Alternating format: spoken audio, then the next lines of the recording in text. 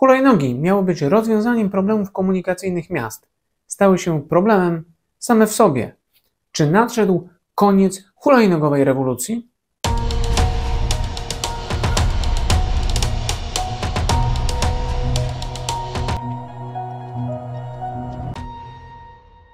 Dzień dobry, witam Was w trzecim odcinku czwartego sezonu Okiem Doktora. Tradycyjnie zachęcam do subskrypcji, lajków, komentarzy i wspierania kanału. Instrukcja, jak to zrobić, jest w opisie pod filmem. Zachęcam też do oglądania cotygodniowych live'ów z cyklu On i Ona, dwie strony prawdy, które co środę pojawiają się na kanale Justyny Krajewskiej. Ostatnio dyskutowaliśmy, czy rozmiar ma znaczenie. Tak. A już w tę środę dyskusja, czy przeciwieństwa się przyciągają. Przypominam też, że raz w miesiącu live na temat miast, także na moim kanale. Śledźcie zapowiedzi, aby nie przegapić tego wydarzenia. Wróćmy jednak do hulajnóg. Wszystko zaczęło się w 2017 roku w Santa Monica. Startup Bird, który notabene 1,5 roku temu ogłosił bankructwo, wypuścił pierwsze hulajnogi współdzielone na ulicę. Pomysł był teoretycznie genialny. Odblokowujesz aplikacją, jedziesz gdzie chcesz, zostawiasz gdzie chcesz. W ciągu roku było już 85 000 hulajnóg w amerykańskich miastach. Europa szybko podłapała ten trend. Lime, Bolt, Tier, dziesiątki firm ruszyło na podbój miast. W 2019 roku w Europie było już 500 000 hulajnóg. W Polsce około 20 000.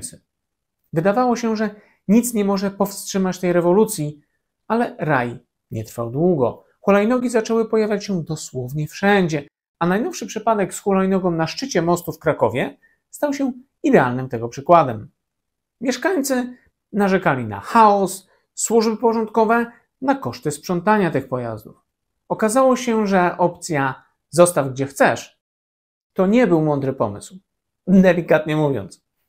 Najważniejszy problem to niewątpliwie bezpieczeństwo. W Stanach Zjednoczonych na każde 100 000 przejazdów hulajnogą przypada 20 wizyt w szpitalu. To 10 razy więcej niż w przypadku rowerów. W Polsce od stycznia do września obecnego roku 7 osób zginęło w wypadkach z udziałem hulajnóg, a 778 było rannych. We Francji w 2021 roku 24 ofiary śmiertelne i ponad 1300 hospitalizacji. W Wielkiej Brytanii, gdzie przecież obowiązuje zakaz korzystania z hulajnóg na drogach publicznych, i tak w 2023 roku zanotowano 6 zgonów i ponad 400 obrażeń wymagających interwencji lekarskiej. Żywot jednej hulajnogi współdzielonej to średnio 6 miesięcy, głównie z uwagi na akty wandalizmu. Popularne sporty to wrzucanie ich do fontan czy wieszanie na drzewach. W Paryżu koszt usuwania porozrzucanych hulajnóg wyniósł 2 miliony euro. W Madrycie prawie 1 milion. W Berlinie przeprowadzono test i okazało się, że średnio na każde 10 chodników na 7 hulajnogi blokowały przejście osobom z niepełnosprawnościami. Nie ma co się dziwić, że pojawiły się ostatnio rozwiązania mocno radykalne. Paryż po referendum całkowicie zakazał hulajnóg współdzielonych w 2023 roku. Rok później podobnie postąpiono w Montrealu, w Madrycie czy Gelsenkirchen. Nad podobnym rozwiązaniem mocno dumają ostatnio władze Berlina, po tym jak tamtejsze Stowarzyszenie Osób Niewidomych i Niedowidzących złożyło pozew zbiorowy przeciw wydawaniu zezwoleń na wynajem hulajnóg elektrycznych przez administrację tej niemieckiej stolicy. W Holandii jeszcze do niedawna obowiązywał całkowity zakaz homologowania hulajnóg. Obecnie został zliberalizowany, mniej więcej chyba, jeśli dobrze pamiętam, w lipcu. Ale mimo to hulajnoga musi mieć tablicę rejestracyjną i może poruszać się tylko po ulicy. Żadnych chodników, deptaków czy ścieżek rowerowych. Są też i mniej radykalne rozwiązania. W Londynie, jednym z 3 brytyjskich miast, gdzie można poruszać się na hulajnodze, wprowadzono ograniczenia licencyjne oraz obowiązkowe strefy parkowania. W Mediolanie hulajnogę trzeba pozostawić w stacji dokującej, zaś w Zürichu wyłącznie w wyznaczonej do tego strefie. W Polsce najbardziej zaawansowane rozwiązanie zastosowano w Sopocie. Na Monciak hulajnogą już nie wjedziecie. Straż Miejska dogadała się z wypożyczalniami i te zgodziły się, aby ich pojazdy automatycznie zatrzymywały się przy próbie wjechania na teren, gdzie obowiązuje zakaz poruszania się na hulajnodze. Hulajnogi mogą być częścią rozwiązania problemów transportowych miast.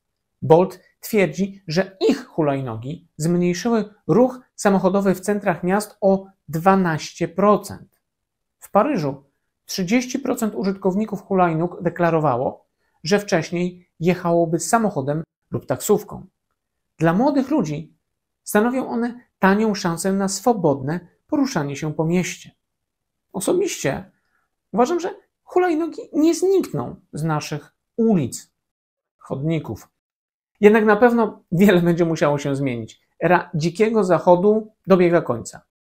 Wydaje się, że przyszłość należy do mocno regulowanych systemów z większą odpowiedzialnością operatorów. Hulajnogi będą musiały mieć tablice rejestracyjne, z tym, że umieszczane tak, aby nie doszło do dekapitacji, a użytkownicy wykupywać ubezpieczenie. Wsparciem będzie też rozwój technologiczny. Najnowsze modele hulajnóg mają już kamery, które rozpoznają chodniki i automatycznie zwalniają. Inne mają czujniki wykrywające, czy jedzie nią jedna czy dwie osoby. Ważne będą też przepisy dotyczące obowiązku zakładania kasku. A jakie jest na ten temat Wasze zdanie? Czekam na komentarze, zwłaszcza tych, którzy hulajnogami mieli okazję już się poruszać. Liczę też po cichu na lajki pod tym filmem oraz nowe subskrypcje. Zachęcam oczywiście do oglądania kolejnego odcinka już w następnym tygodniu. Do zobaczenia!